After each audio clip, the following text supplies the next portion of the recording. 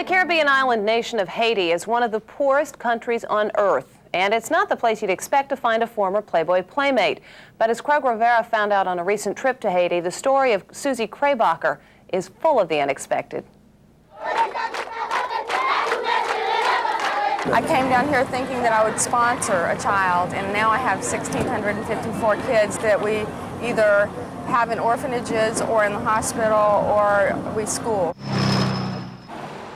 Haiti is a place beyond despair, a seemingly endless cycle of poverty, disease, and suffering. It's a world that few Americans would want to see firsthand.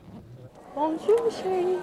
Especially someone like Suzie Kraybacher, a former Playboy playmate, once exposed to a glamorous fantasy life. She was a typical playmate, very nice personality, but obviously a woman of real character with these other kinds of interests. This is her sexy Playboy photo spread from 1984. And life didn't get any tougher after her playmate days. Suzie married Joe Kraybacher, a wealthy businessman, and the two lived a life of luxury in Aspen, Colorado. But things began to change for Suzie. I had just lost my business. I was very down and out. After watching a horrific documentary on Mongolian sewer children, Suzie convinced her husband to let her go there to help. But a friend told her Haiti's problems were even worse. Oh, I love you so much. A friend of mine said, why are you going all the way to Mongolia when we are sitting 500 miles from Haiti, the poorest country in the world? In 1994, Suzie bought a ticket to Haiti, and now she spends up to 6 months a year there, saving sick and abandoned children. Is this comparable to the street children, the sewer children of Mongolia? It's worse. It's worse than what I saw. And I don't know if you can see the fumes on this sewage canal, but you'll see an occasional bubble. On hot days, the methane from the smell and from the human waste just makes it bubble. And this is what people are drinking. She says her quest to ease the suffering stems from the scars of her own unhappy childhood. I was sexually abused as a child. I remember when 4 years old, I looked in the mirror, and I caught my own eye in the mirror, and I thought, you look so sad. Each kid in this building and all of my other kids had the exact same look when I found them. Like, someone help me, please. It begins with supplies. On this trip, Suzie has brought along the help of volunteers and an entire airplane, courtesy of American Airlines, crammed to the gills with food, clothing, and medical supplies.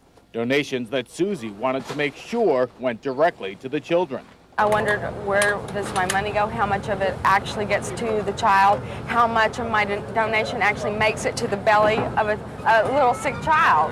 And I couldn't get those answers from anybody. So we give 100% of every single dollar undiluted to the kids. Now, Joe, what made you decide to go along with Suzie in this endeavor? God has given us a lot. He's given us the ability to do these kinds of things. So, you know, I really didn't have any problem. I thought it was a great idea, and I've been behind her 100% since the beginning. Despite the threat of gang violence and disease, Suzie spent the night here in Cité Soleil, one of the worst slums in the Western Hemisphere, to prove her commitment to the people of Haiti. With her own money, Suzie built this school and clinic in the dangerous ghetto of Cité Soleil.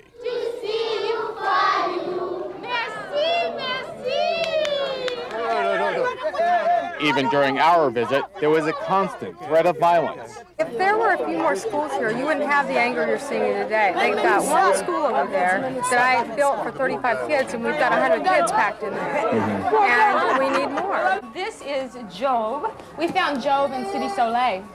He was abandoned there. But Suzie needs help. So far, she and her husband of 12 years, Joe, an attorney who runs a lucrative telecommunications firm, have spent $500,000 of their own savings on Suzie's foundation. How's my baby?